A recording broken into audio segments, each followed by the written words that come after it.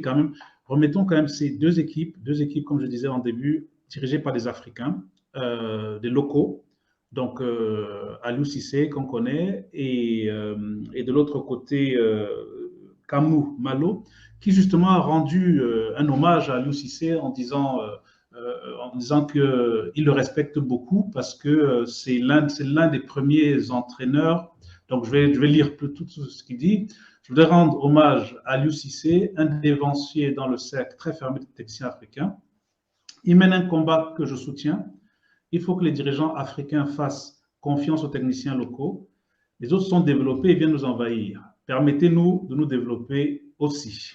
Moi, je pense que c'est un geste fort, enfin, c'est une déclaration forte et qui nécessite quand même voilà, qu'on en discute un petit peu sur la place des techniciens africains, sachant que, je me trompe peut-être, mais Aliou Cissé, les 24 équipes qui ont participé à la CAN, c'est celui qui était le plus ancien en poste. Est-ce que je me trompe, Steven? Parce que là, je sais que si, si j'ai dit une connerie, Steven, lui, il a cette capacité. Il me semble que c'est celui qui est en poste depuis longtemps.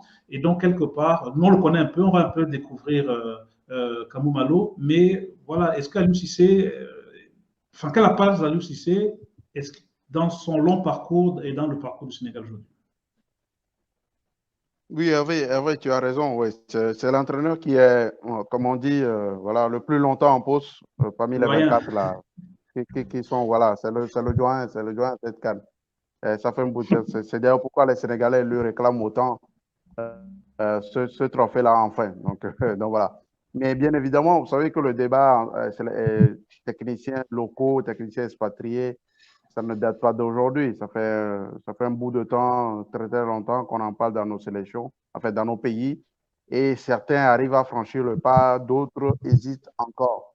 Comme d'habitude, on avance souvent enfin, le niveau des techniciens locaux, alors que dans le même temps, nos fédérations ou bien nos pays n'envoient pas ou bien n'aident pas ces techniciens-là à aller se développer ailleurs pour pouvoir revenir se mettre au service des équipes nationales du pays. Ce qui fait que très vite, nos fédérations euh, choisissent le premier technicien expatrié qu'ils trouvent sous la main, quoique ce dernier non plus n'est pas forcément le niveau ou bien, voilà, souvent ne connaît pas les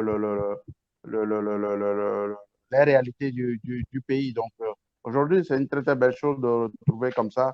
D'ailleurs, à cette CAN, on avait au moins 16 entraîneurs locaux, ce qui était une première. On avait 16 entraîneurs locaux à cette CAN-là, contre 8 expatriés seulement. Donc, ça veut dire peut-être que les choses changent, je ne sais pas. Peut-être que lors de la prochaine CAN, encore, ça va changer.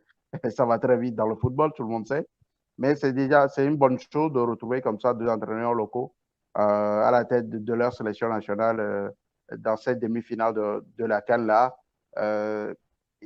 Entre les deux hommes, on va dire, il y a une différence. Kamou Malo, qui n'a pas fait une grosse carrière, c'est un footballeur, mais il n'a pas fait une grosse carrière, mais très vite, il s'est converti dans l'entraîneurat.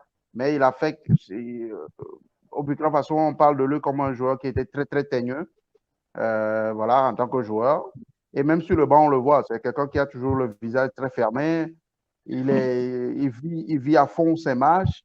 Et ses faits d'âme, ou bien son principal fait d'âme, c'est parce qu'il a été à la tête du Rail Club de Kadiogo au Burkina Faso.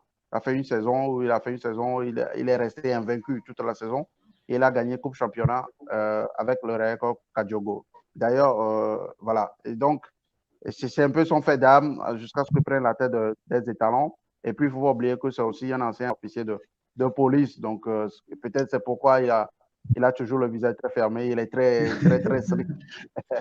Il veut bastonner les adversaires. Voilà. Donc, alors que de l'autre côté, bon, on connaît Alice aussi. Lui aussi, quand il jouait, ce n'était pas forcément celui qui rigole le plus. Hein.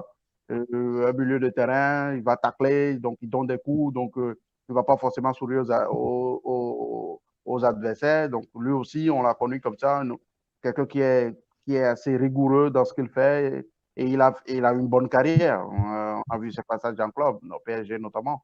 Donc, c'est deux hommes qui savent où ils vont, qui savent ce qu'ils veulent aussi et qui, et, par exemple, s'il y a, je ne sais pas, d'autres l'ont déjà fait, mais s'il y a un trophée au bout de leur aventure cette année, ça peut changer des choses dans certains pays par rapport à la perception qu'ont nos dirigeants des entraîneurs locaux. Donc, encore une fois, je dis que c'est une bonne chose. Et si ça peut permettre à ce que nos dirigeants puissent enfin donner la chance aux techniciens locaux en leur donnant les moyens, parce qu'il ne s'agit pas seulement de leur donner la chance, souvent on donne la chance, mais on ne leur donne pas les moyens de faire de leur politique. On les met à la tête des sélections, mais au moins, il ne faut pas, on les vire. Ils n'ont même pas les moyens, ils n'ont pas l'occasion de regrouper l'équipe pour les matchs amicaux, etc. Alors que si c'est un expatrié, souvent, dans les contrats, même tout est mis. Donc, le blanc, lui, il va pas céder à toutes ces choses-là. Donc, comme on dit, comme je dis tantôt, c'est une très, très bonne chose de retrouver ces deux hommes-là. Et puis, on va voir demain qui va gagner. C'est vrai, on va demain qui va gagner. Et puis, et puis, on a la certitude qu'il y en aura un en finale, une autre certitude, on aura un technicien local en finale contre un expatrié. C'est ce qui sera marrant, en fait. C'est le symbole de l'Afrique. Cyril, j'imagine que ça te fait plaisir, toi qui es toujours milité pour les entraîneurs locaux et qui envisage de travailler en Afrique. Non. Non, ça ne te fait pas plaisir. Cette déclaration, elle me plaît dans le fond, mais pas dans la forme. Elle est très mal tournée. Parce que moi, je suis quoi du coup? Je suis un expatrié ou un entraîneur local? Tu es local. Ben, non. C'est ça le véritable problème. C'est que quand je suis en Afrique, je suis un expatrié. Donc, il faut appeler un chat un chat. Il faut dire, désolé de le dire à l'antenne, les coachs blancs. Ben oui, c'est de ça qu'il s'agit. Parce que moi, quand je suis en France, je suis un coach africain, même pas un coach noir, donc avec des difficultés d'exercer. Mais quand je viens en Afrique pour postuler ou quoi, on me met et on me traite comme un expatrié. Et les conditions salariales auxquelles je peux prétendre n'aboutissent pas parce qu'ils vont me mettre sur le plan expatrié. Donc, ce qu'il a voulu dire, ce qu'il a dit, je l'ai compris et je le salue. Je titille simplement pour que nos auditeurs comprennent que c'est une question de couleur. Il faut arrêter avec le politiquement correct. Aujourd'hui, on a des coachs blancs qui sont en 4e division en Serbie, qui viennent prendre nos sélections nationales, alors qu'on a des coachs de première division dans ce même pays qui n'arrivent même pas à avoir des contrats de travail. Donc, moi, je milite pour que toutes les personnes qui se sentent redevables ou en connaissance de leur culture et de leurs racines rentrent à un moment donné, mais je refuse que dans mon pays, je sois considéré comme un expatrié parce que je suis né en France ou parce que j'ai vécu toute ma vie en France. Non, je comprends, mais là, c'est vraiment du contraire d'expatrié, expatrié contre expertise locale, parce que même s'il est né au Sénégal, Aliou Cissé a fait l'essentiel de ses classes en France. Donc, c'est plus de ça qu'on parle, c'est de la reconnaissance de ces talents, même s'ils sont partis à l'extérieur, parce que c'est effectivement deux types de parcours, même pour Kamou Malou et Aliou Cissé. On a un parcours purement local et un parcours international pour Aliou Cissé. Donc, c'est pour ça que j'ai bien précisé que pour moi, il faut, à la place de son mot expatrié, il faut mettre blanc. Non, parce qu'il y a des blancs locaux. Bon, c'est un autre débat. On verra ça plus tard. José est là, je ne sais pas s'il est là, parce que du coup, comme la vidéo... Ah oui, José est là. Justement, oui, je suis là. Bonsoir à José. Et sur ces... Bonsoir à tout le monde. Justement, de technicien. Bonsoir avec 4 heures de retard, monsieur. Sur ces techniciens locaux, parce que finalement, qui ont appris, qui font les mêmes études, les mêmes formations, est-ce que c'est une revanche quelque part? Est-ce que c'est la preuve qu'il faut nous faire de plus en plus confiance? Nous, je ne suis pas technicien, mais bon, est-ce qu'il faut faire confiance à nos techniciens? Oui, ça n'a pas commencé aujourd'hui. Je pense que il y a déjà eu quand même des nationaux ou alors des naturalisés d'origine qui ont déjà eu à prendre des sélections chez nous ou qui ont été adjoints. Maintenant, ce n'est pas une question juste de revendiquer qu'il faut avoir des nationaux ou ou des gens d'origine de notre pays dans nos sélections. Il faut qu'il y ait de la qualité. Il faut qu'il y ait des comme on dit souvent, il faut qu'il y ait de l'expérience et il faut surtout qu'il y ait des résultats. C'est ça le plus important parce que c'est pas parce que Cyril est mon frère camerounais que je vais le prendre et puis je vais lui donner une sélection, la sélection nationale. Il faut quand même que sur la balance, qu'on prouve pourquoi est-ce qu'on va le prendre. C'est-à-dire qu'il y ait du vécu, qu'il y ait des résultats qui viennent effectivement soutenir cette candidature-là, cette posture. Maintenant, moi, je pense que le problème, c'est comme j'ai dit, c'est l'évolution. On est aujourd'hui dans une évolution quand même qui, comme Steven l'a dit, il y a eu 5 sélections avec 5 personnes de nationalité qui ont amené la sélection à cette compétition. Pourquoi? Parce que, si vous remarquez bien, partout où certains, je vais dire quoi, certains patriarches blancs qui ont fait le tour de l'Afrique sont passés, ils avaient à côté d'eux des gens qu'ils ont formés et qui, bien après, normalement, ils reprenaient souvent la sélection. Ils reprenaient sur la sélection. Et parfois, c'était des gens c'est souvent certaines sélections qui n'ont pas les moyens d'aller chercher un expatrié et dont ils font confiance à quelqu'un sur place. Ils lui donnent la formation qu'il faut et donc ils lui disent, voilà, tu vas aller avec la sélection. Je le dis encore pourquoi? Parce que moi, j'avais bien aimé quand le Mali sort en 2019, on garde le même monsieur, sauf que moi, je pense qu'il est temps de le débarquer parce qu'il n'a pas fait progresser l'équipe. Il a fait 2 compétitions, ils sont à peu près au même niveau. Non, il doit partir. Et donc là, logiquement, s'il n'y avait pas quelqu'un qui avait déjà travaillé, non, ça va être compliqué. Il ne faut pas oublier quand même que ces 2 nationaux qui sont à la tête des sélections lors de la finale de 2019, Belmadi, c'est un Algérien, Aliou Cissé, c'est un Sénégalais. Donc, effectivement, ça devait déjà commencer à donner des idées. Sauf qu'il y a encore des fédérations où les gens ont quand même... où c'est pas facile. Et je crois que c'est Steven qui parlait de moyens. C'est-à-dire qu'il faut qu'on donne les moyens à nos frères techniciens. Il faut qu'ils aient l'opportunité de se former et surtout d'être à l'abri des tentations d'un gars qui joue au Barça et qui te dit que bon, moi je veux jouer et puis dis-moi ce que tu veux. Il faut absolument ça. Parce que ce sont des réalités, ça existe. Donc, je ne vais pas prendre le cas de chez nous parce que tout le monde connaît, mais un peu partout en Afrique, c'est un peu comme ça que ça se passe. Aujourd'hui, il y a des scandales qui sont évoqués du côté du Gabon, mais qui n'ont rien à voir avec ça, c'est-à-dire que ce sont des faveurs d'une autre nature. Donc, effectivement, il faut qu'on mette nos nationaux en avant parce que c'est un travail qui est fait, mais je vais dire qu'il ne faut pas tout jeter de l'extérieur. Je vais prendre juste l'exemple de Volker Fink. Volker Fink a été tellement décrié dans notre pays, alors que c'est peut-être lui qui a permis à beaucoup de techniciens au Cameroun qui sont sur place de se former en Allemagne. Je connais un, Guy Bertin Djibnan, que moi j'ai eu quand j'étais en Benjamin Minime, qui lui avait commencé comme ça, et donc il s'est formé dans le tas, la fédération lui a donné certains moyens pour se former, mais avec Volker Fink, il a fait son premier voyage à l'extérieur avec plein d'autres techniciens camerounais pour venir se former. Donc aujourd'hui, ils ont des niveaux. Je ne dis pas que c'est le seul, mais je pense que même avec le Leroy, certains ont eu les moyens de pouvoir se machin truc. Mais il faut aussi qu'il y ait une certaine volonté chez nous, mais ne pas mettre tout le monde. C'est le reproche que je fais à des gens comme Joseph-Antoine Bell, comme Patrick Mboma. Tu ne peux pas rester à Canal+ ou bien RFI, dire que tu vas venir prendre l'équipe nationale. Si tu veux vraiment entraîner, redescends sur le terrain, va prendre le Canon de Yaoundé, va prendre le Tonnerre, va prendre un club local et fais tes armes. C'est comme ça que Bonaventure Djonkep a été adjoint. C'est comme ça que les Angélin Baga ont été adjoints.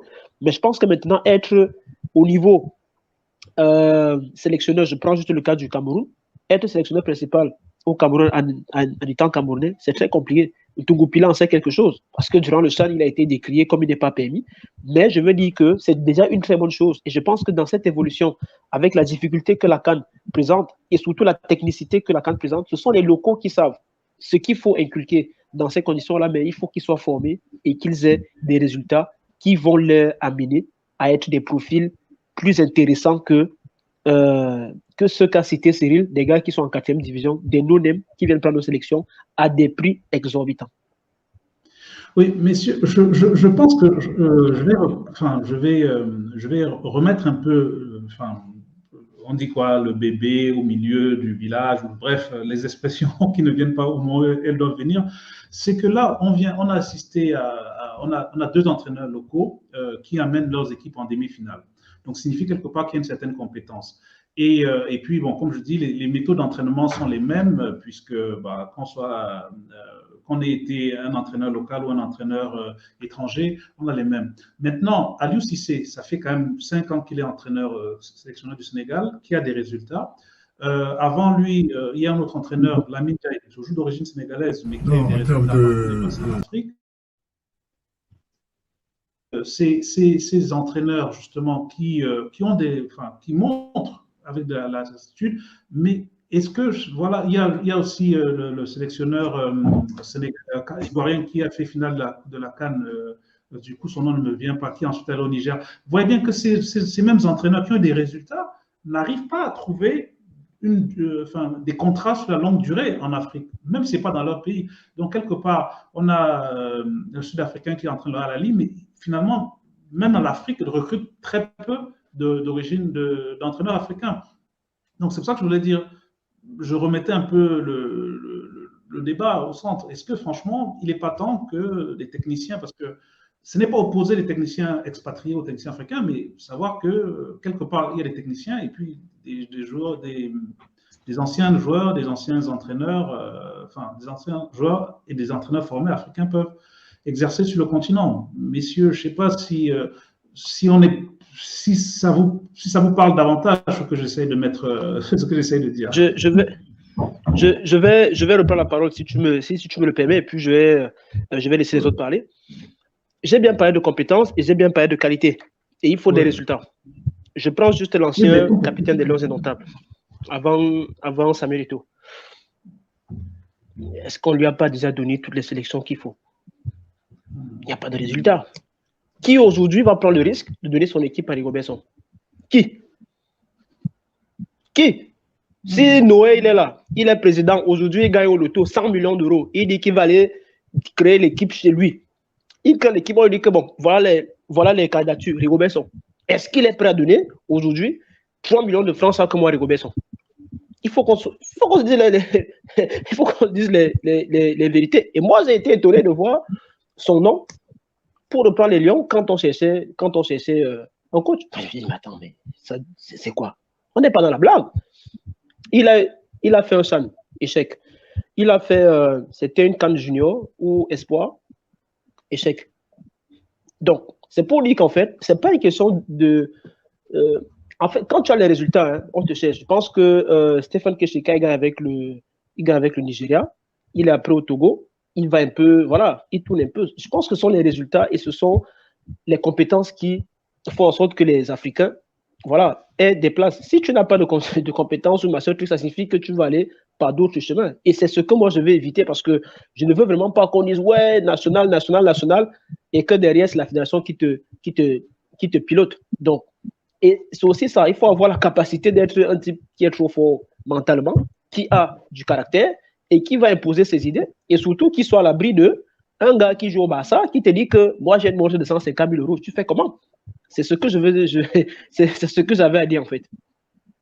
Donc oui, avant que les autres prennent la parole, même si Steven l'a un peu décrit, nous allons faire la présentation du coach Kamou Malo, faite par Antoine Batiuno, porte-parole de la Fédération burkinabé de football, et justement son parcours. Kamou Malo, sélectionneur national des étalons, c'est vrai. Arrivé en demi-finale avec cette équipe des étalons, donc forcément on veut savoir qui a fait ce travail, qui est derrière. C'est un local, Kamou Malo. C'est un personnage pas très connu, un technicien pas connu, c'est vrai, qui est en train de se faire une image sur le continent.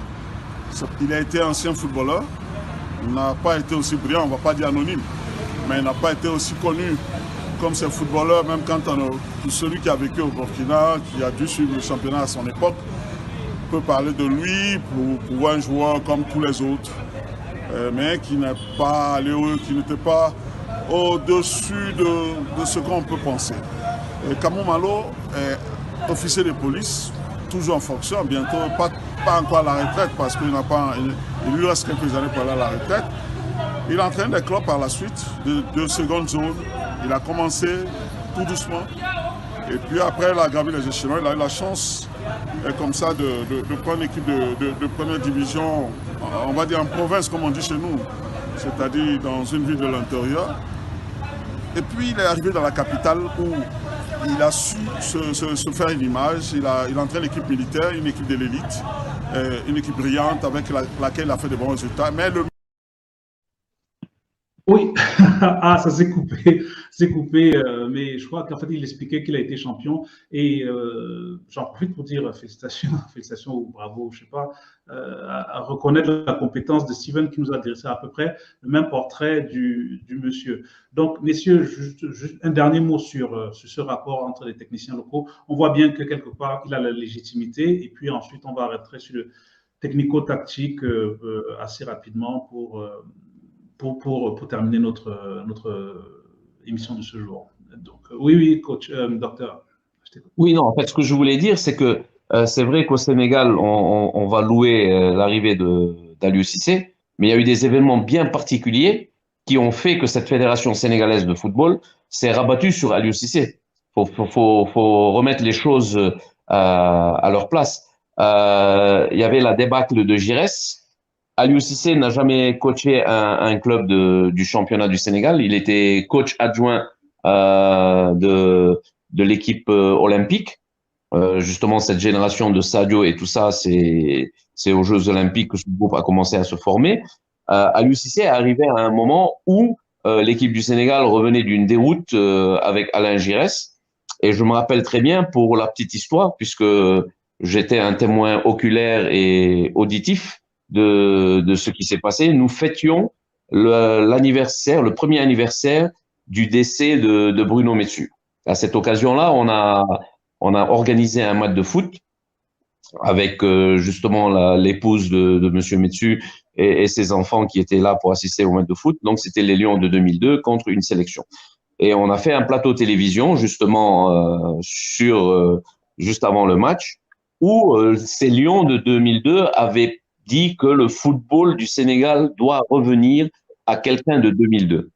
Et à ce moment-là, le plus légitime, celui qui était en train de passer ses diplômes, c'était Aliou Cissé qui passait ses diplômes et qui était voilà le plus légitime parmi tous.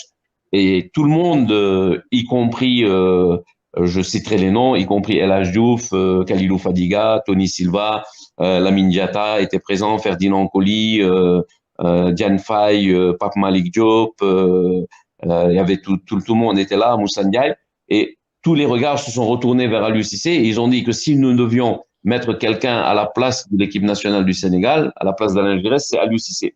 Et les mots d'Aliou Cissé me résonnent toujours dans ma tête. Et il a dit, j'irai à condition que vous soyez derrière moi. Donc aujourd'hui, Aliou Cissé se revêtit d'une légitimité qui est d'abord une légitimité sportive, légitimité des journalistes, puisque ça a été vraiment un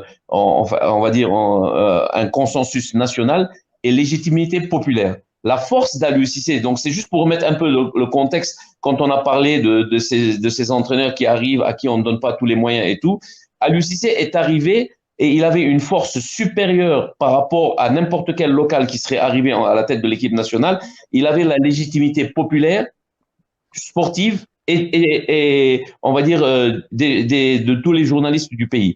Donc, pour la petite histoire, quand ça coincé entre les fédéraux et Aliou Cissé, il leur a toujours dit que ce n'est pas vous qui m'avez choisi, c'est le peuple qui m'a choisi. Donc, je pense que ça, c'est très important aussi pour la légitimité des coachs locaux. Après, Aliou Cissé n'a pas l'expérience aujourd'hui de Malo qui a pris un club dans le championnat, qui a gagné un championnat. On lui a beaucoup reproché peut-être ce manque d'expérience, mais ça fait 6 ans qu'il est là, ça fait 6 ans qu'il travaille, ça fait 6 ans qu'on est dans une continuité au Sénégal et qu'on lui fait confiance. Donc, je pense que ça, c'est très important. Et le président Senghor l'a compris. Donc, c'est peut-être ça qui fait aujourd'hui la force du Sénégal, qui fait la force aussi d'Aliou Cissé. Et je pense que c'est un exemple, et vous avez dit c'est un pionnier d'abord dans le continent africain, mais aussi je pense que c'est un exemple, c'est un exemple pour tous les autres du continent africain. Et bien sûr, je parle de la deuxième partie du continent africain parce que n'oubliez pas que au niveau du Maghreb et au niveau de la Corne de l'Afrique où il y a l'Égypte et tout, cette Égypte-là a gagné plusieurs Coupes d'Afrique avec un entraîneur local. Donc, je pense que de plus en plus, nous, au niveau de l'Afrique occidentale, de l'Afrique subsaharienne et de l'Afrique centrale et de l'Afrique australe, on doit de plus en plus faire confiance justement à des Cyril. Hein. Cyril, ne te sens pas, on va dire, exclu de ça. Pour moi, tu es un local. Et ça m'étonne que quand tu arrives chez toi, qu'on te considère comme un expatrié. Après, je suis tout à fait d'accord contre cette appellation qu'on donne à ces entraîneurs qui viennent nous raconter un peu n'importe quoi parce que ils ont, et j'ai pas peur de le dire, hein, parce qu'ils ont la peau blanche, qu'ils sont supérieurs aux entraîneurs que nous avons sur place. Bon, je pense qu'il faudrait casser ce mythe. C'est un mythe à casser. Et on a vu que de plus en plus, voilà. Donc moi, c'est une fierté quand je me retrouve dans une finale de Coupe d'Afrique avec deux entraîneurs locaux, c'est-à-dire un Algérien qui est à la tête de l'Algérie, un Sénégalais à la tête du Sénégal.